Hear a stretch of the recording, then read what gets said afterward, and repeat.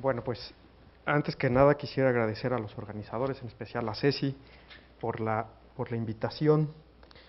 Yo estoy muy contento de estar aquí junto con ustedes y pues formar parte de esta celebración para Rubén, para nuestro Rubén.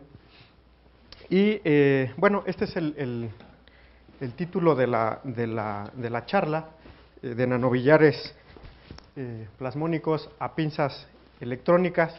Este es un tema que empecé a trabajar cuando hice mi primera estancia de postdoc ahí en San Sebastián.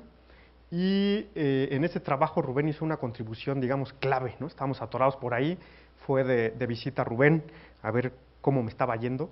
Y pues, estábamos atorados y Rubén, digamos, en uno de sus tantos actos de brillantez, ¿no? Resolvió nuestro problema en el que estamos atorados, ¿no? Les voy a contar un poquito más adelante.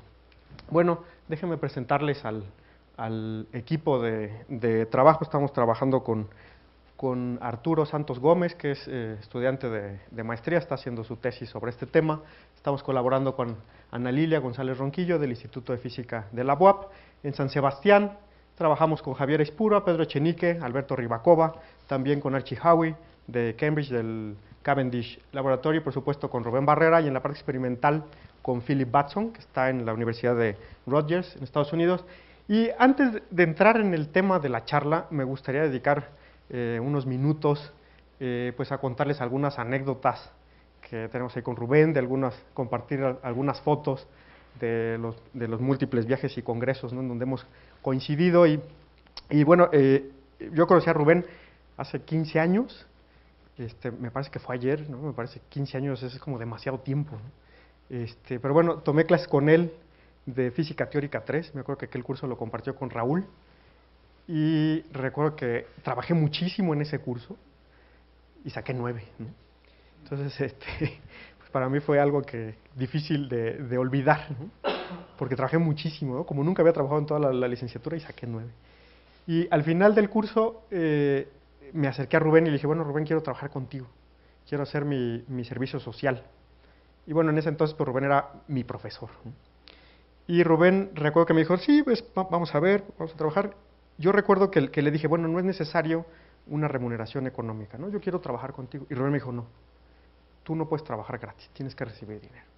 Y yo dije, bueno, eso me gusta más, ¿no? Entonces vamos a trabajar con Rubén. Entonces Rubén me llevó al CIP, donde estaba ya de asesor, me presentó con Fernando Curiel y empezamos a trabajar en mi servicio social, lo que después fue mi tesis de licenciatura. Entonces Rubén y Fer fueron mis asesores. Y después seguí en la maestría y en el doctorado con él. Entonces de profesor pasó a ser mi maestro y amigo. Y después, pues ahora digamos, ya lo considero como colega. Pero Rubén, para mi esposa y para mí ha sido más que eso, más que un padre académico, ¿no? Ha ido un poquito más allá que eso. Y pues eso se lo agradecemos infinitamente a Rubén, ¿no? Y bueno, pues aquí comparto con ustedes algunas fotos. Este es el primer congreso internacional al que participé en Cancún en el 2004.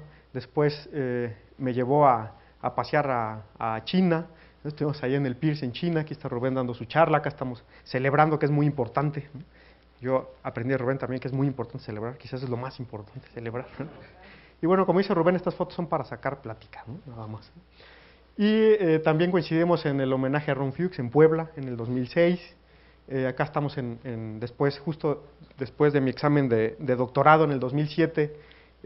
Aquí hay una anécdota simpática que yo me he puesto 2 borracheras en mi vida tremendas. La primera fue con Rubén. Y Rubén, después del examen, recuerdo muy bien que me dijo, tu formación como doctor no está completa hasta que no pruebes unos martinis. Y nos pusimos una hora tremenda, ¿no? Luego acá estamos en una de las reuniones que hacíamos en casa, de lo que llamamos Viernes Académico-Lúdicos. Aquí estaba exponiendo precisamente Víctor, por ahí también andaba Luis Mochán. Después, cuando fue Rubén de visita un mesecito a San Sebastián para ver cómo iba, fuimos a dar un paseo por allí a Guetaria. Estuvimos hablando de física, por supuesto. Después coincidimos en Alemania, Bad Honnef, estuvimos allí tomando unos schnapps y también, por supuesto, hablando de física. Después en el Etopim, en Creta, Estuvimos ahí en Heraklion también, por supuesto, hablando de física. San Juan de Gastelugache en el 2008, aquí bailando las típicas canciones cretenses. 2009, de Pinchos en San Sebastián, en Donosti, con unos amigos 2008, discutiendo sobre física en un mercado en Jania, en Creta, en el 2009. Por ahí Rubén pensando en física, ¿no? en Jania también, en Creta 2009, discutiendo también con Eugenio sobre física, Retimnón, en un pub, por supuesto, hablando de física, ¿no? En Londres, el año pasado, ¿no? En un restaurante por ahí en Moscú, celebrando, en fin, un montón de anécdotas, buenos momentos, ¿no? que he pasado junto con Rubén. Y bueno, para entrar ya en materia y a modo de introducción rápidamente, de lo que les voy a platicar es la interacción de electrones rápidos, electrones relativistas, con nanopartículas metálicas, nanopartículas plasmónicas. Entonces, bueno, sabemos que cuando iluminamos partículas con luz, ¿no? Por ejemplo, con unas láser, pues tenemos fuerzas que actúan sobre esas partículas y podemos llamar a esas partículas fuerzas ópticas. Entonces, por ejemplo, si tenemos aquí una particulita, ya sea dieléctrica o metálica, y tenemos aquí la fuente de luz, pues vamos a tener una presión de radiación actuando sobre esta partícula y la vamos a mover. Va a haber una fuerza actuando sobre esta partícula. Si tenemos dos particulitas y están suficientemente cerca una de la otra, aparte de la presión de radiación, vamos a tener una interacción entre las dos que es debida a las cargas y corrientes inducidas. Bueno, para que tengan una idea de qué tan fuertes pueden ser estas fuerzas ópticas, aquí hay un trabajo de Bruce et al. En el 2005, en el que calcula la fuerza entre un dímero de partículas de oro de 30 nanómetros de radio iluminadas con una potencia de 5 megawatts por centímetro cuadrado, una longitud de onda de 800 nanómetros. Aquí tiene graficada la fuerza en piconewtons como función de la distancia de separación entre el dímero. Y lo que se puede ver es que para distancias de separación pequeñas, digamos del orden de 1 nanómetro, las fuerzas pueden llegar a ser del orden de 70 piconewtons, ¿no? Para tener, digamos, una escala, ¿no? Bueno, ahora supongamos que en vez de luz tenemos electrones. Ahora supongamos que tenemos un electrón que viene desde menos infinito y se va a más infinito y pasa cerca de una partícula. Pues este electrón genera un campo electromagnético y ese campo electromagnético también puede inducir corrientes y cargas en esta partícula y va a haber una interacción entre la partícula y el electrón. Solamente que en este caso ya no es una fuerza constante, ya tenemos una fuerza que depende de la posición del electrón. Entonces ahora tenemos que sumar sobre toda la trayectoria del electrón esa fuerza. Entonces al final lo que tenemos es un momento total transferido del electrón a la partícula. Y bueno, eso es lo que nos interesa.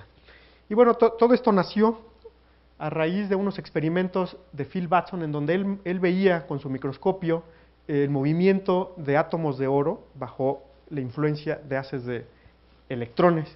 Y bueno, comentarles aquí que este es el microscopio de Phil Batson, corregido de aberraciones, que tiene un tamaño del haz, digamos la sección transversal del haz de electrones es menos de un angstrom, 0.8, 0.9, más o menos, con una corriente de electrones entre 100 y 150 picoamperes. Y para que tengan una idea, la energía de los electrones pues andan típicamente entre 120 y 300 kiloelectronvolts, que corresponden a una velocidad, digamos, entre 0.5 y 0.72 de la luz. Entonces, digamos, son electrones bastante rápidos, ¿no? Y bueno, para mostrarles, digamos, antes de ver los experimentos de Phil Batson, cómo se adquiere las imágenes en el microscopio. Esta es una parte importante para lo que va a venir después. Y aquí el punto es, por ejemplo, aquí tenemos dos partículas de oro, una de como 5 nanómetros de diámetro, otra por aquí que casi no se ve, de 1 nanómetro, un poquito más, ¿no? Son atomitos de oro, por eso se ven amarillos. Y estamos escaneando aquí, por ejemplo, esta área, ¿no? Entonces, ¿cómo funciona el microscopio? Pues es como una televisión viejita de cinescopio, donde tenemos el haz de electrones y vamos barriendo línea por línea. Ahora, lo interesante aquí es que el microscopio, el haz de electrones se queda sentado al inicio de cada línea 20% del tiempo esperando una señal de sincronización y luego barre esta línea. Entonces, digamos, el 100% que le toma de tiempo barrer una línea, el 20% está parado aquí. Y luego se brinca a la siguiente línea, se queda 20% del tiempo aquí y vuelve a barrer. Luego se brinca a la siguiente línea y así generamos una imagen. Entonces, les quiero presentar un par de videitos con la evidencia experimental de que es posible mover nanopartículas con el haz de electrones. Aquí en la parte izquierda tenemos un par de nanopartículas de oro de aproximadamente un par de nanómetros de diámetro, y vemos que en cuanto hacemos un zoom, incrementamos la densidad de corriente, pues estas dos partículas empiezan a pegarse, ¿no? Entonces, en vez de tener dos nanopartículas, pues ahora tenemos algo así como un nanocacahuate, ¿no? Y estamos induciendo coalescencia entre estas dos partículas. También es interesante notar que como el haz de electrones está pasando por todos lados, en particular le está pegando a los atomitos, le está dando suficiente energía como para que cambie su estructura interna, ¿no? Entonces, de repente vemos líneas muy bien formaditas y después vemos como ruido por ahí, ¿no? Otro ejemplo de una coalescencia mucho más violenta es este de aquí, en donde esta partícula colapsa con una particulata más grandota, dejando algunos atomitos por ahí. Entonces, esta es la evidencia experimental que se tiene en San Sebastián cuando yo llego. Tenían el problema ya archivado como un año, ¿no? Les había dado Phil Batson estos resultados y no había nadie que le entrara. Yo llegué y me dijeron, pues, ¿quieres trabajar en esto? Yo dije, bueno, pues está bien, vamos a ver qué podemos hacer, ¿no? Y la verdad es que ha estado muy divertido, todavía seguimos trabajando en esto. Entonces, la pregunta que nosotros quisimos responder primero es, bueno, tenemos una interacción entre estas partículas, y la pregunta es, ¿el campo electromagnético producido por los electrones, las cargas inducidas, son suficientemente fuertes como para inducir el movimiento o no? Esa es la pregunta que quisimos contestar en un inicio. Bueno, antes de pasar a nuestros resultados, hay un trabajo previo, el único que hemos encontrado haciendo una revisión exhaustiva en la literatura, de Javier García de Abajo, en el que estudia el momento total transferido como función del parámetro de impacto para dos tipos de partículas. Nos vamos a concentrar en este caso a la derecha, que son partículas de plata. Entonces tenemos un electroncito que está pasando cerca de una partícula y dividimos el momento total transferido en dos componentes. La componente X, en este caso, es la componente perpendicular a la dirección del haz de electrones, y la roja, el PZ, es la componente longitudinal. Es decir, la partícula se va a mover en esta dirección y en esta dirección. Entonces, las líneas rojas corresponden al momento total transferido en la dirección longitudinal, que corresponde a la pérdida de energía del electrón, ¿no? Una técnica bien conocida que se conoce como EELS, ¿no? Electron Energy Loss Spectroscopy. Y la parte interesante está en la otra componente, en la que no se ha estudiado mucho. Y en esa vemos que hay varias curvas. Estas curvas son para diferentes radios de la partícula. Esta corresponde a 500 nanómetros, 200 nanómetros, 50 nanómetros, como función del parámetro de impacto. Y lo que vemos para el caso de 10 nanómetros es que el momento total transferido en la dirección perpendicular, cuando vamos acercando el haz de electrones, sube, pero alcanza un máximo, después empieza a disminuir, cruza por el cero y se vuelve negativo. Entonces, ¿qué significa esta parte de aquí? Pues bueno, si es positivo quiere decir que la partícula se va moviendo para acá, pero si es negativo quiere decir que se va moviendo para allá. Entonces quiere decir que tenemos un efecto repulsivo entre el haz de electrones y la nanopartícula. Y eso es algo que Javier, cuando escribió su paper, le dedica como una línea y media, y eso que está, digamos, a 2 columnas, en donde dice, bueno, pues se observa eso, y ya está, ¿no? No da mayores comentarios. Bueno, entonces, ¿cómo vamos a calcular momento total transferido del electrón a la nanopartícula? Vamos a utilizar la ecuación de conservación de momento que viene en el Jackson, que dice que el momento total transferido está dado en términos de una integral de superficie del tensor de esfuerzos de Maxwell, y luego tenemos que integrar a lo largo de toda la trayectoria del electrón. Aquí es donde estábamos atorados, que queríamos pasar esto en vez del tiempo a una inscripción en omega. Entonces teníamos que hacer la transformada Fourier, pero no nos quedaba muy claro a Javier Espuro y a mí si era la transformada Fourier de la T, o porque llegamos a que era la transformada de Fourier de la fuerza, pero solamente tomar la omega igual a 0, y no entendíamos, ¿no? Entonces estamos ahí en esas discusiones cuando llega Rubén de visita, le platicamos el problema. Por supuesto, Rubén dijo, a ver, momento, yo quiero entender bien. Entonces tuvimos que contarle toda la historia desde un poquito más atrás, y recuerdo que era un viernes que el fin de semana había invitado a Echenique a Rubén, no me acuerdo a dónde, y entonces pues ya nos íbamos a ver hasta el lunes. Pero de repente creo que me habla Rubén y me dice, el sábado temprano, me dice, ya está la solución en tu escritorio. Entonces seguro en la noche había estado trabajando Rubén, como de costumbre, ¿no? Y el sábado temprano pues te habla y te dice, ya está, ahí está en tu escritorio. Entonces llego a mi oficina y veo un folder, abro el folder y está vacío. Entonces dije, ¿qué pasó, no? Entonces Entonces voy viendo y la solución estaba en el folder. Entonces, en el pedazo de cartón, ahí había garabatos de Rubén, escrito, tachado, con flechas, y no sé qué, y me tardó un ratito, digamos, en caer el 20, pero ahí estaba la solución. Y esta es la solución, ¿no? Entonces, el momento total transferido está en función del campo eléctrico y el campo magnético totales, ya como función de omega. Entonces, bien, para calcular el momento total transferido, lo que necesitamos es, si tenemos, esta es la partícula en la que queremos calcular el momento total transferido, lo que tenemos que hacer es un grid, un mallado alrededor de la partícula, evaluar el campo eléctrico y el campo magnético totales, es decir, el producido por el haz de electrones más el producido por las cargas y corrientes inducidas en cada punto del grid, y luego hacer la integral de superficie, y eso hacerlo para cada omega, y después integrar en omega, y tenemos el momento total transferido. Para el caso de una sola partícula, sabemos que la ecuación de Helmholtz es separable, se puede resolver de manera analítica, teoría de Mie, todo este rollo, pero si tenemos dos partículas, por ejemplo, la ecuación de Helmholtz ya no es separable en coordenadas, por ejemplo, biesféricas, y ya no nos queda de otra más que hacerlo numérico. Entonces utilizamos un código numérico desarrollado por García de Abajo y Aispurua, que se conoce como BEM, Boundary Element Method, y bueno, así hicimos los calculitos. Y bueno, ¿qué da? Estos son los resultados. Lo que estoy graficando aquí es la derivada de PZ. PZ es la componente perpendicular al haz de electrones en d omega como función de la energía.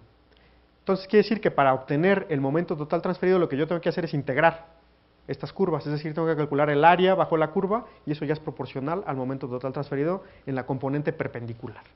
Entonces, lo que tenemos aquí son varias curvas para diferentes parámetros de impacto. Aquí el parámetro de impacto lo estamos midiendo a partir de la superficie de la esfera y no desde el centro.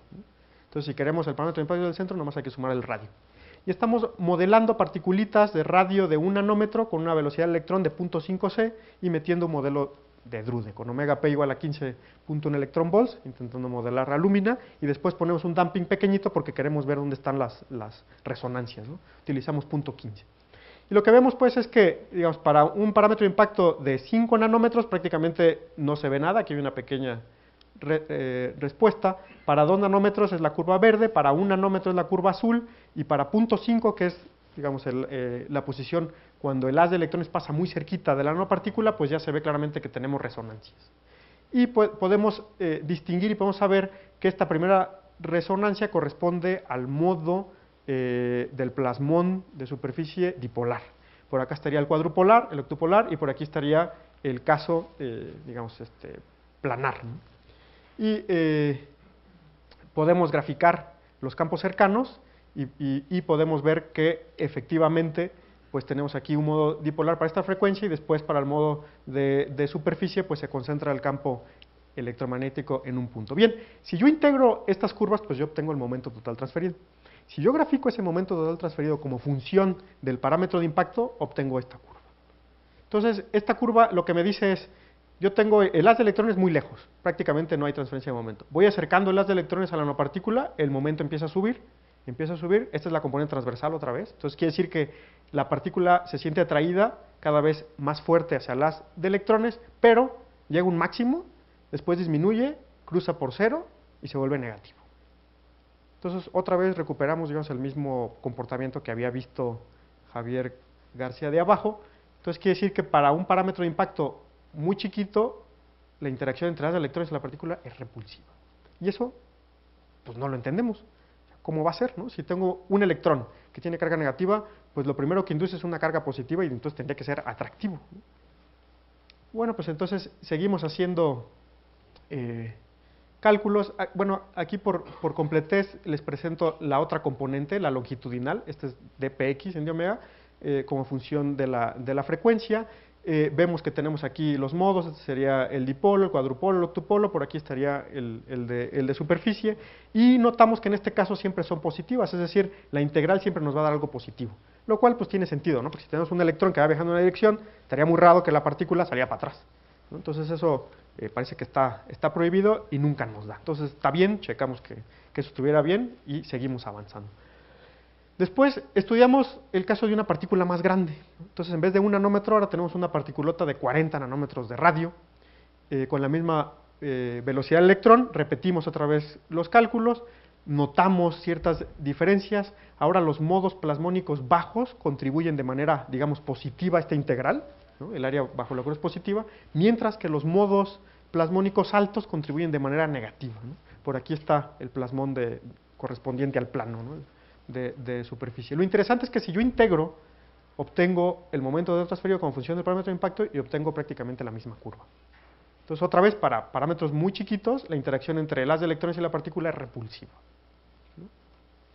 Bueno, pues, y ahora pues vamos a ponerle una segunda partícula por abajo y vamos a ver el efecto. Entonces, aquí tengo otra vez el caso de una partícula, estamos calculando el momento total transferido a la partícula de arriba, cuando ponemos una partícula por abajo a una cierta distancia de separación. Y lo que vemos es que pues ahora, para todos los parámetros de impacto que consideramos, desde 0.5 a 10, el momento total transferido es negativo. Entonces quiere decir que la repele. Entonces el efecto de tener una segunda partícula por abajo es, digamos, bajar esta curva y jalar la partícula de arriba hacia abajo, ¿no?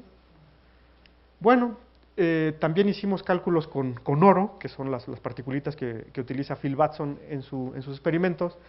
Con el oro no les presento ninguna gráfica porque es un desastre, ¿no? No se ve nada, no se pueden distinguir dónde están los plasmones, hay que ir hasta contribuciones muy altas en omega. Lo sorprendente es que si yo integro, me dan estas curvas, que son prácticamente las mismas que yo obtengo con Drude. Entonces ya empezamos a pensar aquí que hay algo, ¿no? Que está atrás, ¿no? Que no depende del material y que es intrínseco, ¿no?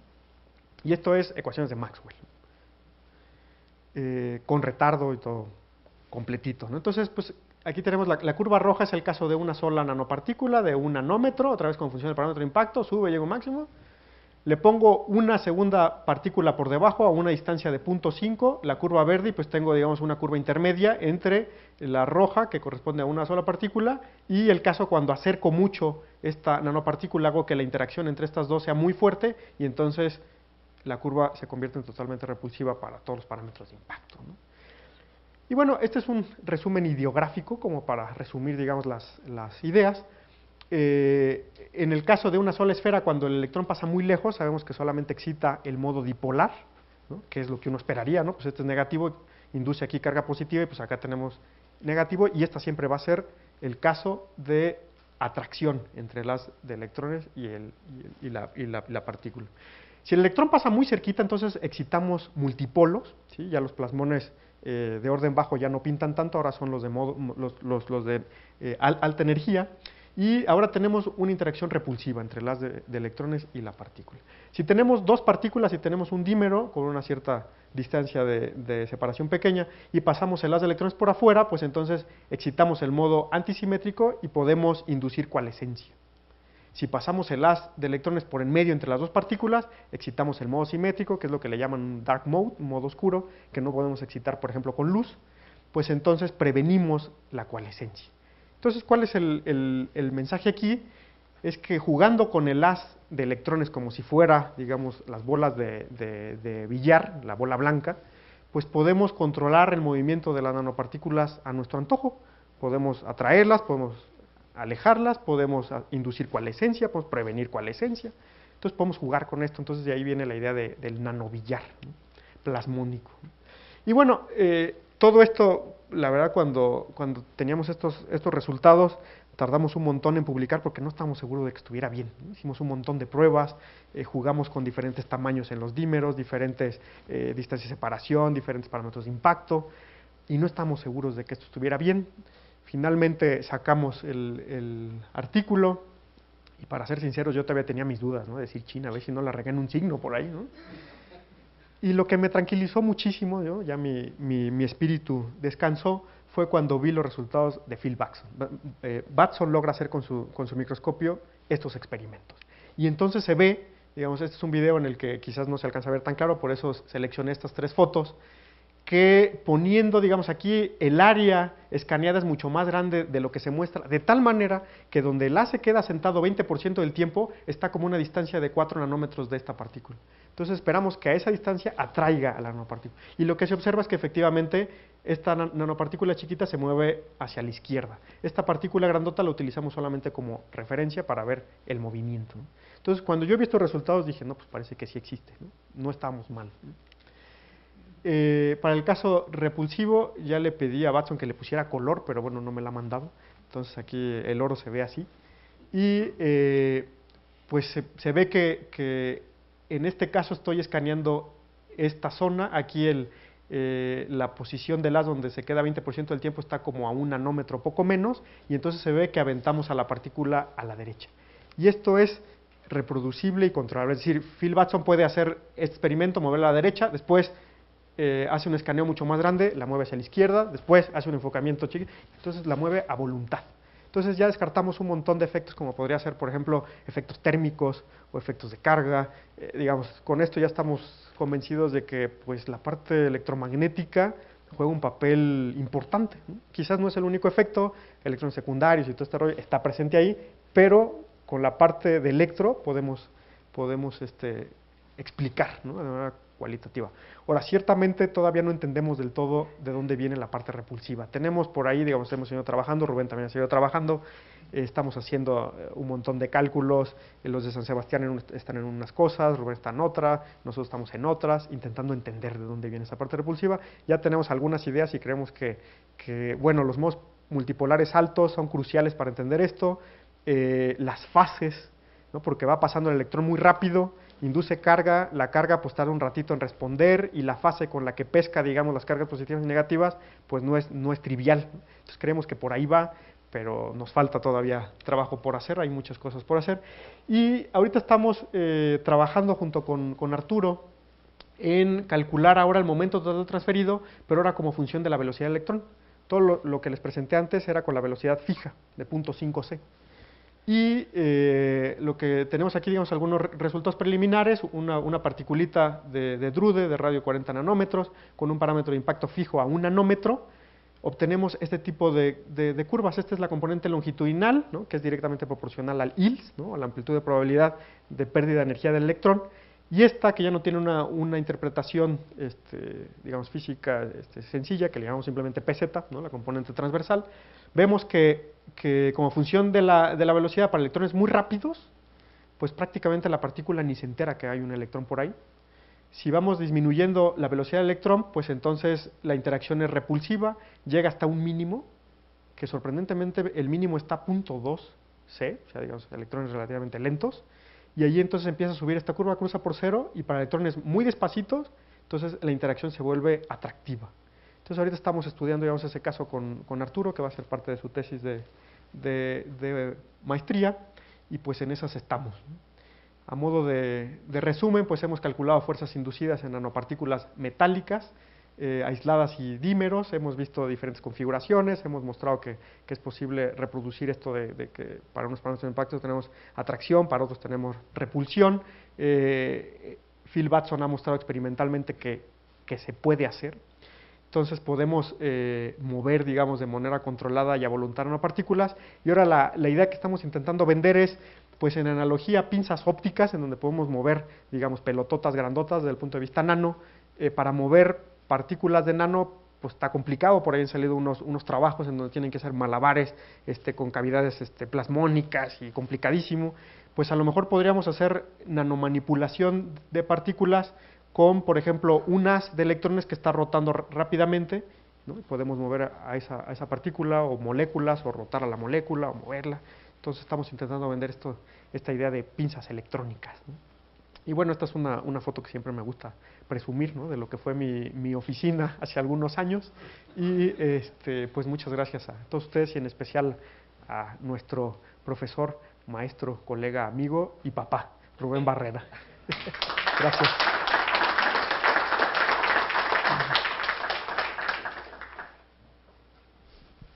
Muy bien, pues muchas gracias, Alejandro. Tenemos algunos minutos para preguntas, comentarios. Sí. Es un comentario porque, bueno, yo he calculado igual muchas veces modos, etcétera.